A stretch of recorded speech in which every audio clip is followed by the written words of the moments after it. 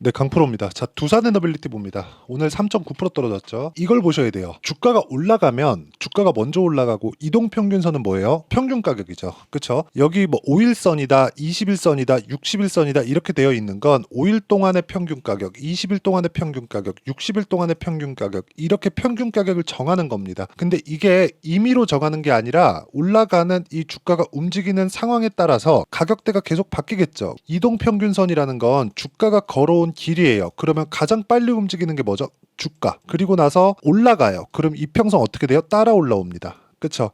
주가 내려가요. 그럼 이평선 어떻게 돼요? 따라 내려가요. 그쵸? 이런 상황이에요. 그러면 지금 주가가 먼저 가고 이평선은 주가를 땡기는 그런 역할을 하고 있으니까 올라가는 과정에서 뭘 만들어요? 이격 조절 과정을 만든다. 지금 두산에너빌리티는 이격 조절 과정을 거치고 있는 겁니다. 근데 아이러니하게도 이 구간이 신고가를 만드는 구간이라면 우리가 어떻게 이해를 해야 될까요? 주가가 상승하는 데는 원리가 있어요. 올라가는 구간에 우리가 실적이 먼저 좋아지거나 이런 부분이 아닌 겁니다. 실적이 좋아져서 주가가 올라가는 건데 지금 실적이 좋아진 게 아니라는 거예요. 이게 무슨 얘기냐면 지금 제가 이동평균선 얘기하다가 또는 기술적인 차트 얘기를 하다가 실적을 가지고 이야기를 하니까 약간 좀 의아해 하시는 분들이 계실 것 같은데 이게 진짜 중요한 얘기인 게 뭐냐면 주가가 올라가는 데는 실적보다 더 빠를 수밖에 없다는 걸 우린 알고 있습니다. 만약에 모르셨다면 한 번이라도 생각을 해보세요. 주가 올라가요. 그러면 실적은 분기에 한 번씩 나와요. 그럼 실적 발표가 나오기 전에 주가는 이미 다 올라와 있습니다. 근데 여기서 이게 만약에 미래 가치라면 그쵸? 미래 실적 더 좋아지는데 그럼 주가 더 올라갈 수 있겠는데 이렇게 이해를 하는 게 맞아요. 그러니까 흔히 얘기하는 밸류에이션 계산을 하면서 우리가 이렇게 판단하고 저렇게 판단하는 상황을 만들잖아요. 그럼 그 만들었을 때 우리가 봐야 되는 내용이 어떤 부분으로 이 끝나는 거냐? 미래 가치는 앞으로 더 좋아질 거라는 부분이 있었을 때 주가가 올라가는데 주가가 올라가는 부분을 확인하고 매수했을 때 미래 가치가 좋아지는 부분하고 만나지는 구간이 있다. 그게 고가 돌파 구간이라는 겁니다. 그쵸?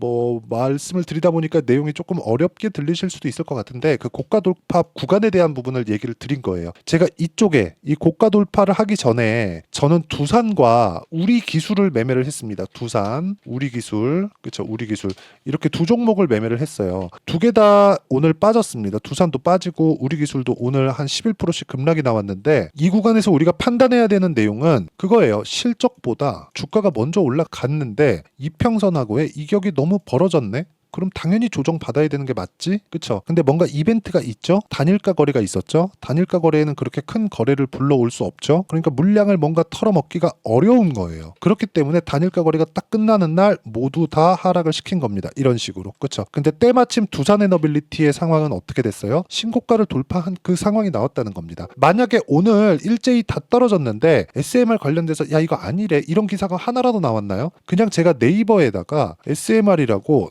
그냥 검색을 해볼게요. 이렇게 검색해보면은 SMR 검색해보면은 이렇게 나와요. 그쵸? 그럼 여기가 뉴스케일 파워 이게 미국이에요.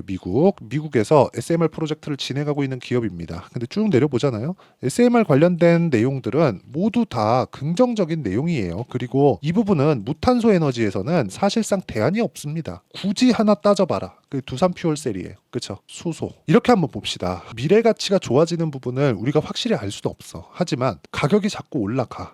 그러다 신고가를 간 거예요. 그러다 매물이 팡 터지면서 거래를 확 불러일으켰습니다. 그러면 가격을 지키고 있는 상황을 우리가 봤다는 거예요. 그때는 우리가 이해해야 되는 부분이 뭘까요? 누군가 사고 있구나.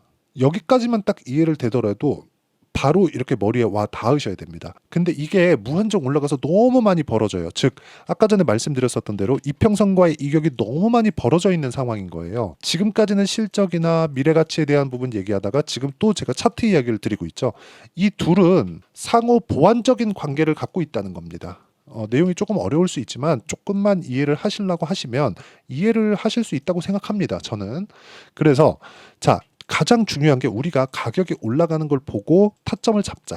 이게 진짜 중요한 거예요. 그래야 우리가 심리를 안정시킬 수 있어요. 왜? 이렇게 해야 보유 기간을 줄일 수 있으니까. 자, 그러면 실제 제가 어떤 식으로 매매를 했는지 그 내용을 보여드리도록 하겠습니다.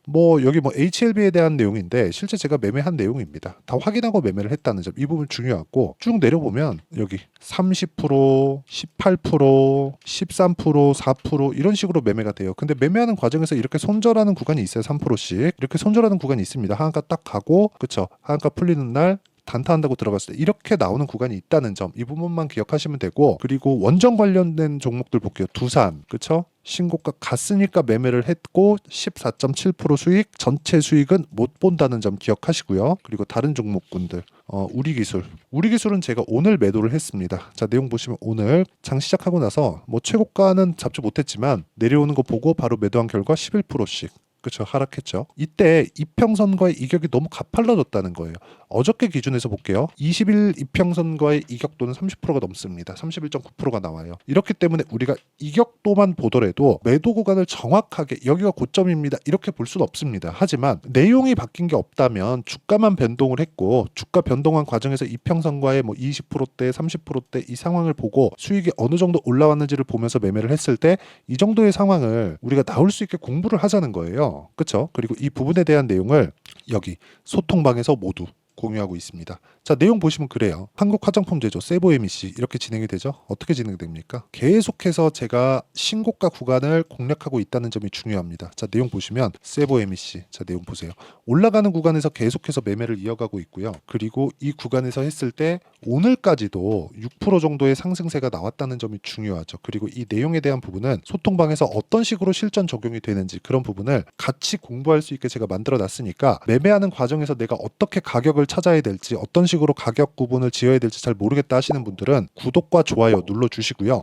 상단에 있는 전화번호로 구독 또는 10억이라고 문자 보내주시면 제가 여기 소통방 입장 링크를 순차적으로 공유를 해드리도록 하겠습니다. 와서 배우시면 되고, 어떤 식으로 매매가 진행되는지 보세요. 그리고 보시면 내가 충분히 공부를 했을 때, 그쵸, 어떤 식으로 내가 그 타점과 상황, 그리고 이평선과 이격도 이런 부분을 잡을 수 있을지를 아실 수 있을 겁니다. 자, 그리고 무엇보다 중요한 건 진짜 공부를 많이 하셔야 된다는 점이 중요합니다. 와가지고 공부를 어떻게 해야 되는지 보고 배우시고, 여기는 무료로 진행하고 있으니까 상단에 있는 전화번호로 구독 또는 10억이라고 문자 보내주시면 됩니다. 자, 그리고 이 내용 제가 어떤 종목군들을 공략하고 왜 신고가 구간을 공략하는지를 다 말씀드렸으니까 이 내용을 토대로 우리가 이 상황을 한번 보자고요. 그쵸? 지금 뭐예요? 신고가 같죠?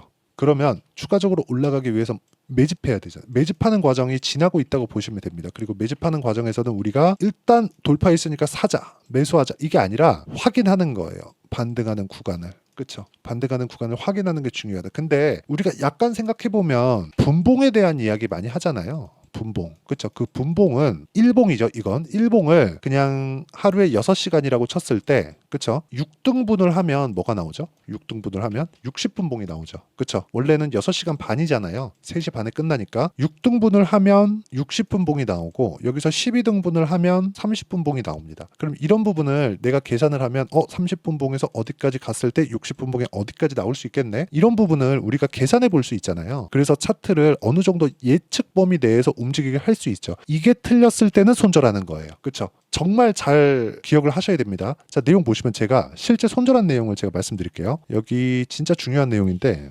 HLB 한번 보시면 HLB 제가 매수매도 계속 해왔죠. 그리고 매수매도 다 수익이었어요. 근데 여기 딱 이격도가 벌어지고 하방 이격이 벌어졌죠. 그리고 하방 이격이 벌어졌으니까 22평과의 이격도 좁히고 5일선과의 이격도 너무 많이 하방 쪽으로 벌어졌기 때문에 단기간으로 끌어올릴 수 있겠네. 근데 안 올랐어요. 손절. 3.8% 손실. 그렇죠? 우리가 감당할 수 있는 손실은 이 정도가 최고다. 근데 이걸 가지고 잘못 해석해서 3% 내려가면 잘라야지, 이렇게 보지 말라는 겁니다. 저도 10%, 15% 이렇게 물리는 종목이 있습니다. 근데 이런 종목군들을 가지고 있는 상황 또는 손절해야 되는 상황은 다르다는 거예요. 그렇죠? 이러려면 가격에 대한 이해가 정말 필요하고 공부를 진짜 많이 해야 되고요.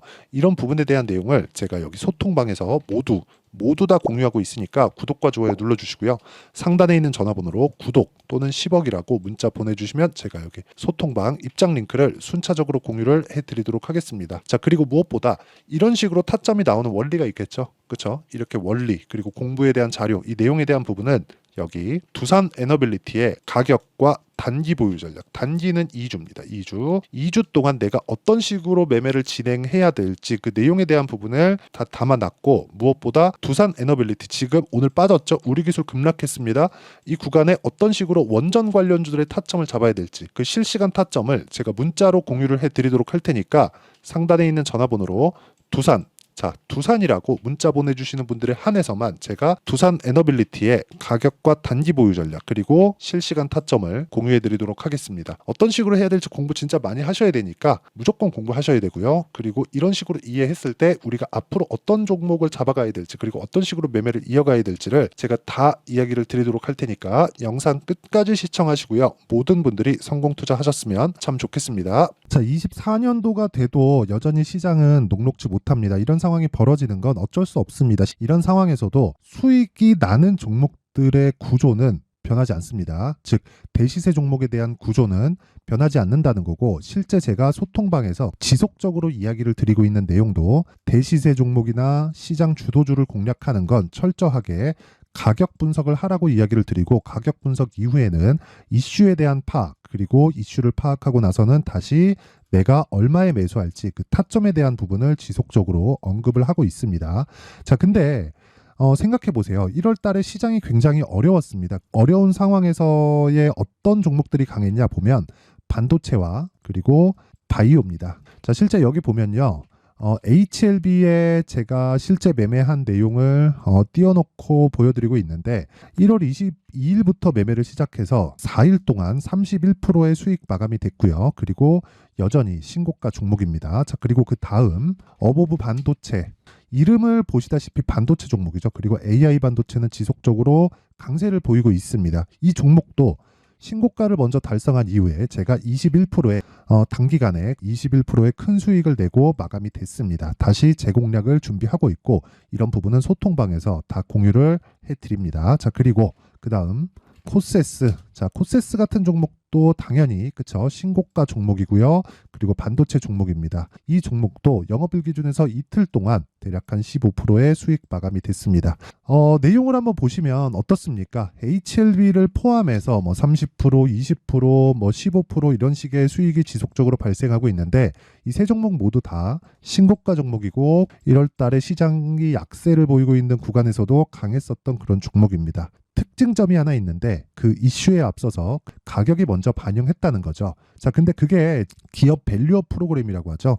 그 종목들도 마찬가지입니다. 오늘은 그 부분에 대해서 이야기를 드릴 텐데, 그렇게 제가 가격을 먼저 보고 이슈에 대해서 파악하는 이유는 결과적으로는 큰 시세를 먹기 위한 사전 준비 작업입니다. 실제로 큰 시세를 먹기 위해서 사전 준비 작업을 했을 때 여기 레인보우 로보틱스 127% 그리고 ISC 98% 그리고 한미반도체 97%의 큰 수익을 내는 상황을 만들 수 있습니다. 어떤 식으로 소통방에서 진행됐는지, 그쵸? 그 상황을 제가 이야기를 드린 건데, 이런 상황도요, 당연히 신고가를 공략했을 때 가능한 겁니다. 자, 그러면 이번에도 마찬가지입니다. 그쵸? 정부 주도의 코리아 디스카운트 해소 방안이 2월 달에 발표를 하고요. 그리고 2월 달에 발표된 내용을 토대로 주가가 움직이는 게 아니라 이미 움직인 내용이 있죠. 실제 이 내용은 크게 중요한 게 아니라는 겁니다.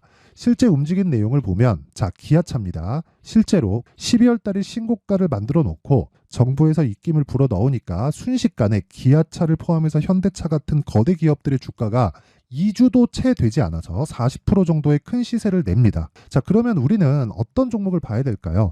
이슈를 파악해야 되는 것도 맞지만 철저하게 가격에 맞춰서 매매를 해야 되는 게 당연히 중요합니다. 정부가 주도하는 정책 방향이 있겠죠. 그 방향에 맞춰서 우리가 종목을 찾을 필요가 있다.